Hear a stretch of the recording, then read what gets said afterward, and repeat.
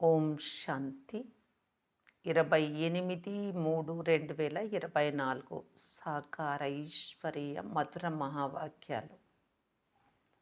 మధురమైన పిల్లలారా, ఇది కళ్యాణకారి పురుషోత్తమ సంగమయుగం. ఇందులో పాత ప్రపంచం పరివర్తన అయి క్రొత్తదిగా అవుతుంది. ఈ యుగాన్ని మీరు మర్చిపోవద్దు. ప్రశ్న: తండ్రి తన చిన్న పెద్ద పిల్లలందరినీ తమ సమానంగా తయారు చేసేందుకు ప్రీతిగా ఇచ్చేటటువంటి ఒక శిక్షణ ఏది? జవాబు: మధురమైన పిల్లలు, ఇప్పుడిక తప్పులు చేయకండి. నరుని నుండి నారాయణుడిగా తయారయ్యేందుకు మీరు ఇక్కడికి వచ్చారు కావున దైవీ గుణాలను ధారణ చేయండి. ఎవ్వరికీ దుఃఖమునివ్వకండి. తప్పులు చేస్తే మీరు దుఃఖమునిస్తారు. తండ్రి పిల్లలకి ఎప్పుడు దుఃఖమునివ్వరు. వారు మిమ్ములను ఆదేశిస్తూ ఉన్నారు. పిల్లలు, నన్ను ఒక్కరినే స్మృతి చేయండి. యోగులుగా అవుతే కర్మలు వినాశనం అవుతాయి. అంటే వికర్మలు. మీరు చాలా మధురంగా అవుతారు. ఓం శాంతి. ఏ పిల్లలైతే స్వయాన్ని ఆత్మగా భావించి పరంపిత పరమాత్మతో యోగం జోడిస్తారో వారిని సత్యమైన యోగులని అంటారు. ఎందుకంటే తండ్రి ట్రూత్ సత్యం కదా. కావున మీ బుద్ధి యోగము సత్యమైన తండ్రి జతలో ఉంది. వారు వినిపించేదంతా సత్యమే. యోగులు భోగులు అను రెండు విధాలైన జనులున్నారు. భోగులలో కూడా అనేక ప్రకారాల వారుంటారు. యోగులలో కూడా అనేక ప్రకారాల వారుంటారు. మీ యోగం ఒకే విధమైనది. వారి సన్యాసం వేరు, మీ సన్యాసం వేరు.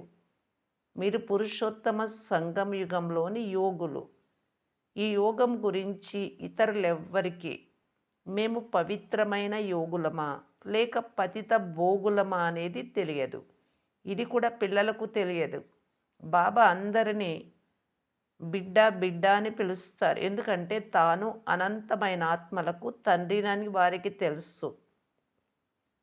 మనమంతా ఆత్మలు అని, పరస్పరం అందరము సోదరులమని మీరు అర్థం చేసుకున్నారు. వారు మన తండ్రి అని, మీరు తండ్రితో యోగం చేయడం వలన పవిత్రంగా అవుతారు. వారు భోగులు, మీరు యోగులు. తండ్రి మీకు తమ పరిచయముని ఇస్తారు. ఇది పురుషోత్తమ సంగమయుగం అని కూడా మీకు తెలుసు. ఈ విషయం మీకు తప్ప ఇతరులెవ్వరికీ తెలియదు. దీని పేరు పురుషోత్తమ సంగమయుగం. అందువలన పురుషోత్తమ అనే పదమును ఎప్పుడు మర్చిపోరాదు. ఇది పురుషోత్తములుగా అయ్యేటటువంటి యుగం. ఉన్నతమైన పవిత్రమైన మానవులను పురుషోత్తములు అని అంటారు. ఈ లక్ష్మీనారాయణులు ఉన్నతంగా పవిత్రంగా ఉండేవారు. ఇప్పుడు మీకు సమయం గురించి కూడా తెలిసిపోయింది. 5000 సంవత్సరాల తర్వాత ఈ ప్రపంచం పాతదైపోతుంది. మళ్ళీ దీనిని క్రొత్తదిగా చేసేందుకు తండ్రి వచ్చారు. ఇప్పుడు మీరు సంగమయుగ బ్రాహ్మణ కులానికి చెందినవారు. అత్యంత ఉన్నతమైన వారు బ్రహ్మ. కానీ బ్రహ్మను శరీరధారిగా చూపిస్తారు. శివబాబా ఏమో అశరీరి. అశరీరి మరియు శరీరధారుల మిలనం జరుగుతుంది అని పిల్లలు అర్థం చేసుకున్నారు. వారిని మీరు బాబా అని అంటారు. ఇది అద్భుతమైన పాత్ర కదా. వీరికి మహిమ కూడా ఉంది. మందిరాలు కూడా నిర్మిస్తారు. ఒక్కొక్కరు ఒక్కొక్క రీతిగా రథమును అలంకరిస్తారు. అనేక జన్మల అంతిమ జన్మలోని అంతిమ సమయంలో ప్రవేశిస్తాను అని కూడా బాబా తెలిపించారు. అన్ని విషయాలను ఎంతో స్పష్టంగా అర్థం చేయిస్తారు. మొట్టమొదట భగవాను వాచ అని చెప్పాల్సి వచ్చింది. అనేక జన్మల తర్వాత అంతిమ సమయంలో అన్ని రహస్యాలను పిల్లలకు మాత్రమే అర్థం చేయిస్తాను. ఇతరులు అర్థం కూడా చేసుకోలేరు. పిల్లలైన మీరు కూడా అప్పుడప్పుడు మర్చిపోతూ ఉంటారు. పురుషోత్తమ అను పదము వ్రాసినందున ఈ పురుషోత్తమ యుగమే కళ్యాణకారి యుగము అని అర్థం చేసుకుంటారు. యుగము గుర్తు ఉంటే ఇప్పుడు మేము నూతన ప్రపంచంలోకి వెళ్ళేందుకు పరివర్తన చెందుతున్నాము అని అర్థం చేసుకుంటారు. నూతన ప్రపంచంలో దేవతలు ఉంటారు. ఇప్పుడు మీకు యుగముల గురించి కూడా తెలిసింది. మధురమైన పిల్లలు, సంగమ యుగమును ఎప్పుడు మర్చిపోవద్దు అని తండ్రి అర్థం చేయిస్తారు. ఇది మర్చిపోతే మొత్తము జ్ఞానం అంతా మర్చిపోతారు. ఇప్పుడు మనం పరివర్తన అవుతున్నాము అని పిల్లలైన మీకు తెలుసు. ఇప్పుడు పాత ప్రపంచం కూడా పరివర్తన చెంది క్రొత్తదిగా అవుతుంది. తండ్రి వచ్చి ప్రపంచాన్ని పిల్లలను కూడా పరివర్తన చేస్తారు. పిల్లలు, పిల్లలు అని అందరినీ పిలుస్తారు. మొత్తం ప్రపంచంలోని ఆత్మలందరూ తండ్రికి పిల్లలే. ఈ డ్రామాలో అందరికీ పాత్ర ఉంది. చక్రమును కూడా నిరూపించాలి. ప్రతి ఒక్కరూ తమ తమ ధర్మాన్ని స్థాపన చేస్తారు. ఈ దేవీ దేవతా ధర్మాన్ని ఒక్క తండ్రి తప్ప ఇతరులెవ్వరూ స్థాపన చేయలేరు. ఈ ధర్మాన్ని బ్రహ్మ స్థాపన చెయ్యరు. నూతన ప్రపంచంలో దేవీ దేవతా ధర్మం ఉంటుంది. పాత ప్రపంచంలో ఎక్కడ చూసినా మనుషులే మనుషులు ఉంటారు. నూతన ప్రపంచంలో దేవీ దేవతలు ఉంటారు. దేవతలు పవిత్రులు. అక్కడ రావణ రాజ్యమే ఉండదు. పిల్లలైనా మీకు తండ్రి రావణుడిపై విజయాన్ని ప్రాప్తి చేయిస్తారు.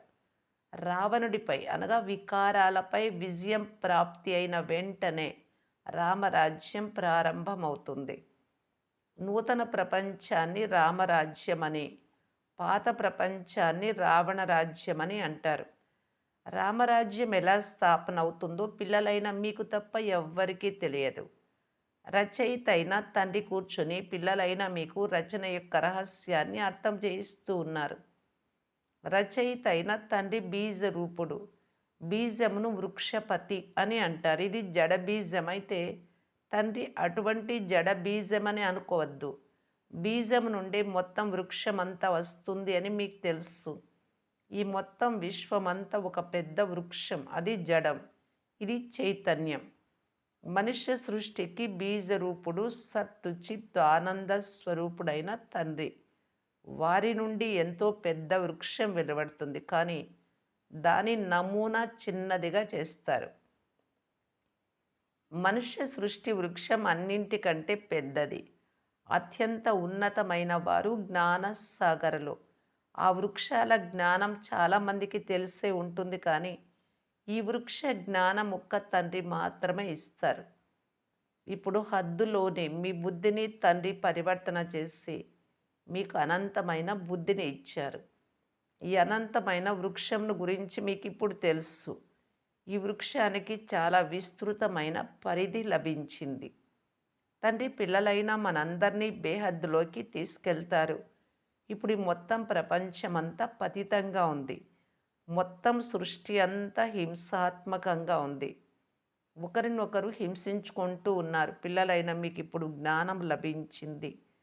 సత్యుగంలోని దేవతా ధర్మం ఒక్కటే అహింసాత్మకమైనది. సత్యుగంలో అందరూ పవిత్రంగా సుఖశాంతులతో ఉంటారు. 21 జన్మలకు అన్ని మనోకామనలు పూర్తి అవుతాయి. సత్యుగంలో ఎటువంటి కోరిక ఉండదు. ధనధాన్యాలు మొదలైనవన్నీ అపారంగా లభిస్తాయి. ఈ బాంబే పట్టణం మొదట ఉండేది కాదు.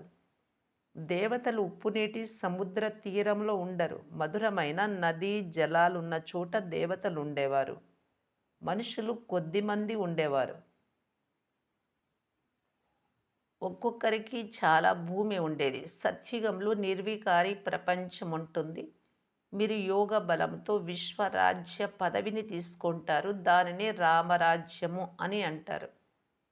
మొట్టమొదట నూతన వృక్షం చాలా చిన్నదిగా ఉంటుంది. మొదట కాండంలో ఒకే ఒక ధర్మం ఉండేది. తర్వాత పునాది అనగా కాండము నుండి 3 కొమ్మలు వెలువడతాయి. మొదటిది పునాది వంటి దేవీ దేవతా ధర్మము కాండము నుండి చిన్న చిన్న కొమ్మలు రెమ్మలు వెలువడతాయి. ఇప్పుడు ఈ వృక్షానికి కాండమే లేదు. ఇటువంటి వృక్షం మరొకటి ఉండనే ఉండదు. దీని ఉదాహరణ కూడా మర్రి వృక్షంతో ఖచ్చితంగా సరిపోతుంది. మొత్తం మర్రి వృక్షం అంతా నిలబడే ఉంటుంది. కానీ దాని కాండం ఉండనే ఉండదు. అలాగని వృక్షం ఎండిపోదు. వృక్షం అంతా ఆకుపచ్చగా నిలబడే ఉంది. కానీ దేవీ దేవత ధర్మపు పునాది లేనే లేదు. కాండము అంటే ఈ ధర్మమే కదా. రామరాజ్యము లేక దేవీ దేవతా ధర్మం కూడా కాండంలోనే వచ్చేస్తుంది. నేను 3 ధర్మాలను స్థాపన చేస్తున్నాను అని తండ్రి చెప్తున్నారు.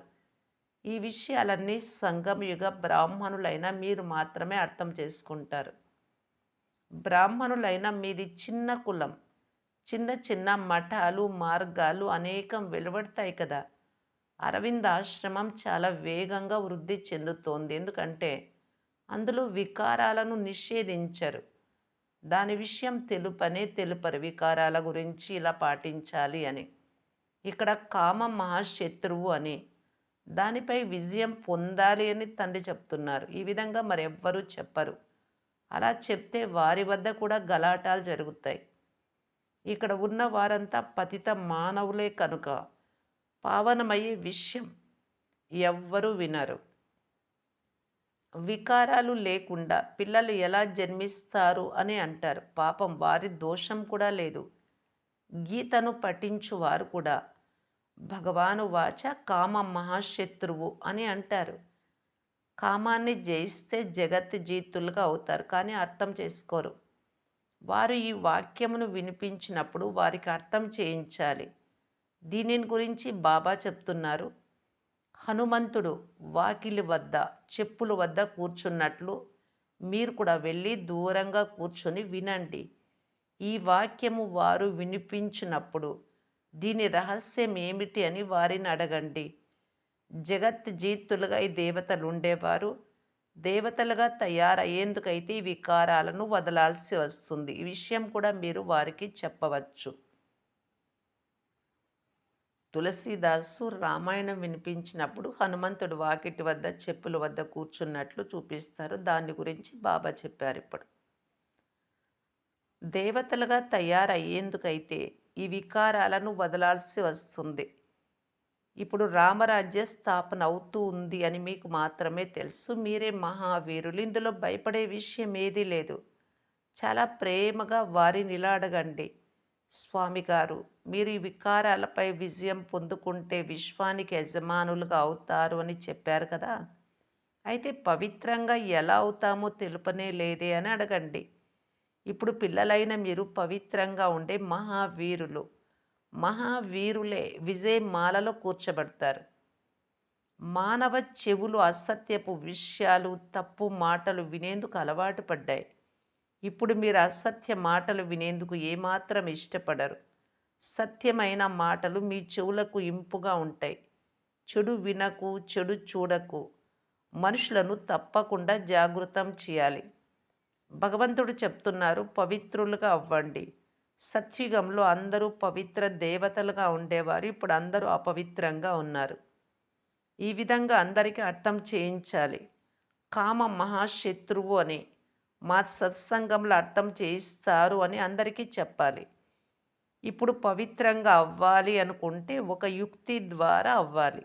స్వయాన్ని ఆత్మగా భావించి భాయి భాయి అనగా సోదరాత్మల దృష్టిని పక్కా చేసుకోవాలి. ఈ భారతమే మొదట చాలా సంపన్న ఖండంగా ఉండేది అని ఇప్పుడు ఆ సంపన్నత ఖాళీ అయిపోయిన కారణంగా హిందూస్థాన్ అనే పేరు ఉంచారు అని పిల్లలైన మీకు తెలుసు. మొట్టమొదట భారతదేశంలో ధన ధాన్యములు, సంపద, పవిత్రత, సుఖశాంతులు మొదలైన వాటితో సంపన్నంగా ఉండేది. ఇప్పుడు దుఃఖంలో సంపన్నంగా ఉంది. అందుకే ఓ దుఃఖహర్త, సుఖకర్త అని మీరు పిలుస్తూ వచ్చారు. మీరు ఎంతో సంతోషంగా తండ్రి ద్వారా ఇప్పుడు చదువుకుంటూ ఉన్నారు. బేహద్దు తండ్రి, అనంతమైన తండ్రి నుండి బేహద్దు సుఖ వారసత్వం తీసుకోకుండా వద్దు అనేవారు ఎవరుంటారు? మొట్టమొదట పరమాత్మను అర్థం చేసుకోవాలి. అలఫ్ అనగా పరమాత్మను తెలుసుకోకుంటే ఏ రహస్యము బుద్ధిలోకి రానే రాదు. కావున అనంతమైన తండ్రి, అనంతమైన వారసత్వమునిచ్చేవారు అనే నిశ్చయం బుద్ధిలో కూర్చుంటే అప్పుడే ముందుకు వెళ్తారు. తండ్రిని ప్రశ్నించే అవసరం పిల్లలకు ఉండదు. తండ్రి పతిత పావనులు, వారినే మీరు స్మృతి చేస్తారు. వారి ద్వారానే మీరు పావనంగా అవుతారు. నన్ను మీరు అందుకే పిలిచారు. ఒక్క సెకండ్లోనే జీవన్ముక్తి లభిస్తుంది. అయినా స్మృతి యాత్రకు సమయం పడుతుంది. ముఖ్యమైనది స్మృతి యాత్ర. అందులోనే విఘ్నాలు ఏర్పడతాయి. అర్ధకల్పం మీరు దేహ అభిమానంలో ఉన్నారు. ఇప్పుడు ఈ ఒక్క జన్మలో దేహి అభిమానులుగా అవ్వడంలోనే శ్రమ ఉంది. ఆ బ్రహ్మకేమో చాలా సులభం. మీరు బాప్ తాదా అని పిలుస్తారు.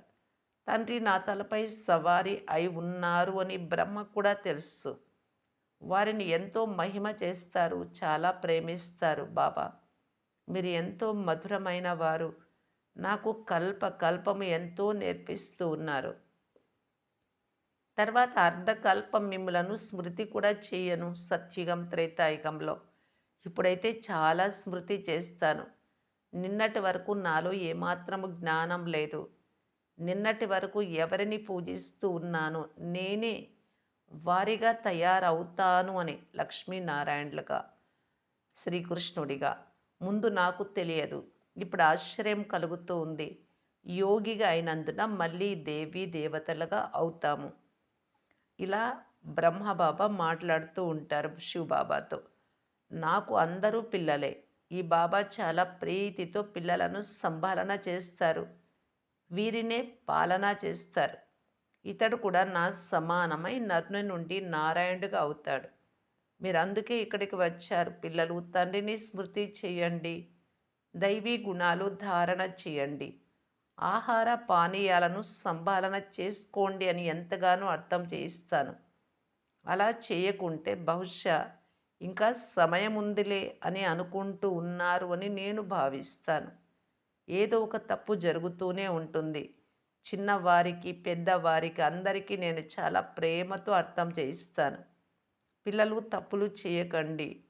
ఎవ్వరికీ దుఃఖం ఇవ్వకండి. తప్పులు చేస్తే దుఃఖం ఇచ్చినట్లు అవుతుంది. తండ్రి ఎప్పుడూ దుఃఖం ఇవ్వరు. వారు ఆదేశంనిస్తున్నారు. నన్ను ఒక్కరినే స్మృతి చేస్తే వికర్మలు వినాశనం అవుతాయి. చాలా మధురంగా అవుతారు. లక్ష్మీనారాయణలాగా మధురంగా అవ్వాలి. దైవీ గుణాలు ధారణ చెయ్యాలి. పవిత్రంగా అవ్వాలి. ఇక్కడకు అంటే మధుబన్కు అపవిత్రులు రావడానికి అనుమతి లేదు. అప్పుడప్పుడు రాణిస్తారు. అది కూడా ఇప్పటి వరకే. చాలా వృద్ధి చెందినప్పుడు దీనిని పవిత్రత శిఖరమని, శాంతి స్తూపమని అంటారు. అత్యంత ఉన్నతమైనది కదా. స్వయాన్ని ఆత్మగా భావించి తండ్రి స్మృతిలో ఉండడమే అత్యంత గొప్ప శక్తి. అక్కడ చాలా సైలెన్స్ ఉంటుంది. అర్ధకల్పం ఎలాంటి కొట్లాటలు మొదలైనవేవీ ఉండవు. ఇక్కడ ఎన్నో జగడాలు మొదలైనవి జరుగుతూ ఉంటాయి. శాంతి ఉండదు. శాంతిధామము అంటే మూలవతనం.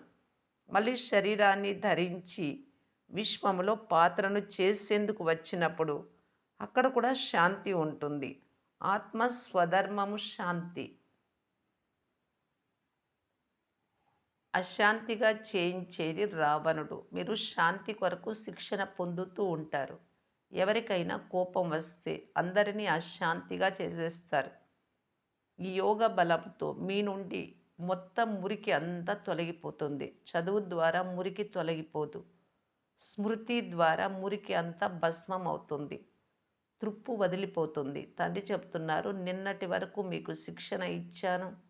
అప్పుడే మర్చిపోయారా? 5000 సంవత్సరాల మాట. మనుషులు లక్షల సంవత్సరాలు అనేస్తారు. ఇప్పుడు మీకు సత్యానికి అసత్యానికి గల వ్యత్యాసం తెలిసిపోయింది. తండ్రి స్వయంగా వచ్చి సత్యమేదో అసత్యమేదో, జ్ఞానమేదో భక్తి ఏదో, భ్రష్టాచారం అంటే ఏంటో శ్రేష్టాచారం అంటే ఏంటో తెలుపుతూ ఉన్నారు. భ్రష్టాచారులు అంటే వికారాలతో జన్మించిన వారు. స్వర్గంలో వికారాలు ఉండవు. దేవతలు సంపూర్ణ నిర్వికారులు అని స్వయంగా మీరే అంటారు. అక్కడ రావణ రాజ్యమే ఉండదు. ఇవన్నీ సులభంగా అర్థం చేసుకునే విషయాలు. అర్థం చేసుకున్న తర్వాత ఏం చేయాలి? ఒకటేమో తండ్రిని స్మృతి చేయాలి. మరొకటి తప్పకుండా పవిత్రంగా అవ్వాలి. అచ్చా! మధురాతి మధురమైన అపురూపమైన పిల్లలకు మాతాపిత బాప్దాదాల ప్రియ స్మృతులు మరియు గుడ్ మార్నింగ్. ఆత్మిక పిల్లలకు ఆత్మిక తండ్రి నమస్తే. ధారణ కొరకు ముఖ్య సారం. ఫస్ట్ పాయింట్, పవిత్రంగా అయ్యేందుకు మహావీరులుగా అవ్వాలి. స్మృతి యాత్ర ద్వారా లోపల ఉన్న మురికినంతటిని తొలగించుకోవాలి. మీ స్వధర్మమైన శాంతిలో స్థితమై ఉండాలి. అశాంతిని వ్యాపింప చేయరాదు. సెకండ్ పాయింట్, తండ్రి ఏ సత్యమైన విషయాలను వినిపిస్తున్నారో అవి వినాలి. చెడు వినకు, తప్పు మాటలు వినకండి. అందరినీ జాగృతం చేయండి. పురుషోత్తమ యుగంలో పురుషోత్తములుగా అయ్యి ఇతరులను కూడా అలా తయారు చేయాలి. వరదానం: ఆత్మిక శక్తి యొక్క ఆధారంతో శారీరక శక్తిని అనుభవం చేసే సదా స్వస్థభవ. ఈ అలౌకిక జీవితంలో ఆత్మ మరియు ప్రకృతి రెండింటి ఆరోగ్యము అవసరమే. ఆత్మ ఆరోగ్యంగా ఉంటే శరీరం యొక్క లెక్కాచారం లేక శారీరక రోగం శూలం నుండి ముళ్ళుగా అయిన కారణంగా స్వస్థితి కారణంగా స్వస్థతను అనుభవం చేస్తారు. వీరి ముఖంపై, నోటిపై జబ్బుతో కష్టపడు గుర్తులుండవు. కర్మభోగాన్ని వర్ణించేందుకు బదులు కర్మయోగ స్థితిని వర్ణిస్తారు. వీరు పరివర్తన శక్తి ద్వారా కష్టాన్ని సంతుష్టతలోకి పరివర్తన చేసి తృప్తిగా ఉంటారు. అంతేకాక సంతుష్టత యొక్క అలను వ్యాపింపచేస్తూ ఉంటారు. స్లోగన్: హృదయంతో, శరీరంతో, పరస్పర ప్రేమతో సేవ చేస్తే సఫలత తప్పకుండా లభిస్తుంది. అవ్యక్త ఇషారా: సర్వప్రాప్తి సంపన్నంగా నిశ్చింతపురికి నిశ్చింత చక్రవర్తులుగా కావటానికి బాప్దాదా తెలియజేస్తూ ఉన్నారు. ఎవరు సదా హర్షిత ముఖం కలిగిన ఆత్మగా ఉంటారో వారి ప్రతి సంకల్పం యొక్క వైబ్రేషన్స్ ఒక్క సెకండ్ యొక్క సంపర్కము ద్వారా, ఒక్క సెకండ్ యొక్క ఆత్మిక దృష్టి ద్వారా, నోటి నుండి వెలువడే ఒక్క మాట ద్వారా వీరి సంబంధ సంపర్కంలోకి వచ్చిన ఆత్మలకు ఎంత చింతలో ఉన్నా, దుఃఖంలో ఉన్నా తనను సుఖీగా, ఖుషీగా అనుభవం చేసుకుంటారు. వీరి కర్తవ్యమే సుఖం ఇవ్వడం, సుఖం పొందడం. వీరు స్వయం నిశ్చింత చక్రవర్తిగా ఉంటారు. ఇతరులను కూడా తమ సమానంగా నిశ్చింతగా చేయగలరు. ఓం శాంతి.